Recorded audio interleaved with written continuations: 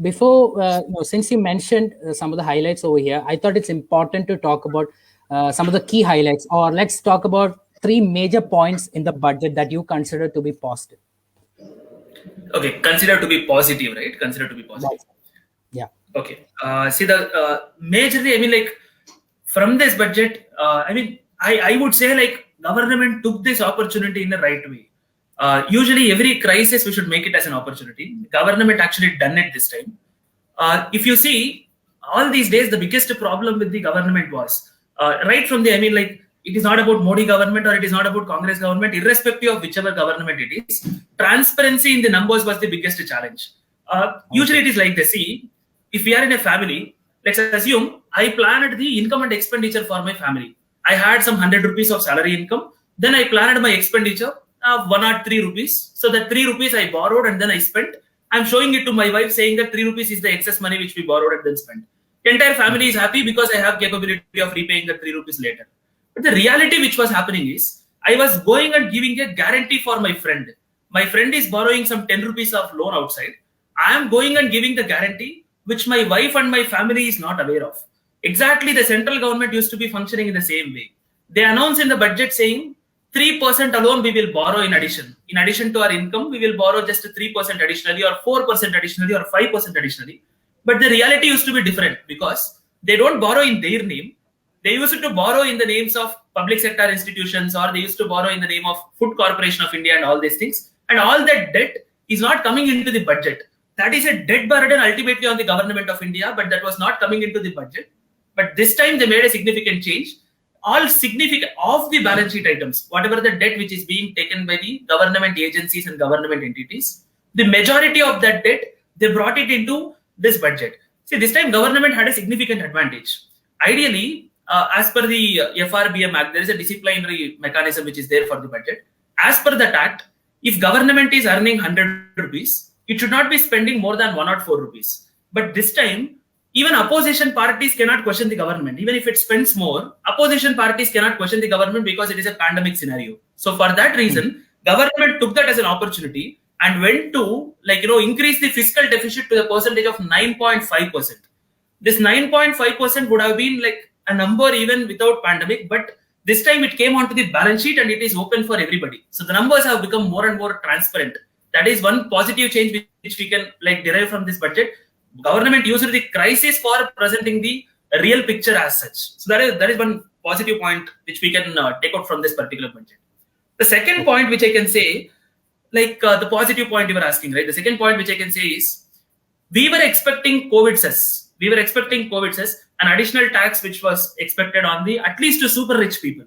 In fact, after the budget announcement, I don't know whether middle class people and salaried employees, whether they have felt happy or not, but super rich people have felt very happy. The reason being, we were expecting additional COVID cess, or we were expecting additional wealth tax to be introduced again, but government didn't introduce any new tax as such. That's a positive news for the overall economy as such. Then the third is, government is spending through the proper channels now. I mean, see, whenever you consider the expenditure, there are two types of expenditure. One is revenue expenditure, where you give gas subsidy, where you give some free direct benefit transfers. All these are revenue expenditure, which doesn't yield any benefit in the long run. The other part is capital expenditure. This time in this budget, government stressed a lot about capital expenditure. In fact, it increased its allocation for the capital expenditure by 35% than the last year. So at a pandemic scenario, when the growth is, when the expectation of the growth is way too high, at that point of time, it is right thing to do to invest on the long-term capital assets. I broadly consider these three as the positive points. I leave it to Shyam for if he wants to add something. Yeah, definitely. Thank you, Harsha. So we can add two more points, positive point to this budget. One coming to, if you see the budget, how the FM has presented it, part A and part B. If you see the part A, it almost went up to 1 o'clock, and part B has just a half-an-hour session. So what is there in the part A? Part A is more on the nation building. So a positive point that I can add to this budget is that it is not a populist budget, but it's a corporate budget, focusing more on the nation building and very less on the short-term benefits. So this we can add one more negative point, but the positive point is it is a corporate budget focusing more towards the nation building in the long term. So this is one more point, and one second point which I can add to that is like if you see like past 2 years, if you see the budget sessions, the markets have fluctuated with high volatility. So stock markets have gone up, down in the same one single day. So a lot of retail investors have lost the money. But if you see this current market, this today's budget, so the Nifty has actually gone by 5%. So why I'm adding this point is because it's a positive point for the retail investors. So during the pandemic and also after the pandemic, if you see the number of retail investors who are coming into the stock market, and the reason why they are coming is to invest their savings. So they want to earn more, which is where they are not getting less interest in the bank FDs or post office savings somewhere scheme. So if you see this side, the stock market has really done very well during this budget, because the budget focused on nation building, not on the populist point, which are single points. So these 2 points can add to this positive scenarios. Okay, so to summarize, there's more transparency and there's far more growth also. At least the government is leaning towards that in terms of growth in the economy. Yes. All right. Yes. Yeah. So now that we covered the positives, let's go into the negatives as well. So I'd like to ask about some of the negative points that you saw in this budget. Always, like, you cannot satisfy all the needs of all the stakeholders in this country because we have limited budget resources. At any point of time, all the expectations will not be fulfilled, and even this time, that is the reality. I mean, always. I mean, that's obvious. But this time, the most sad part. Well-defined disclaimer.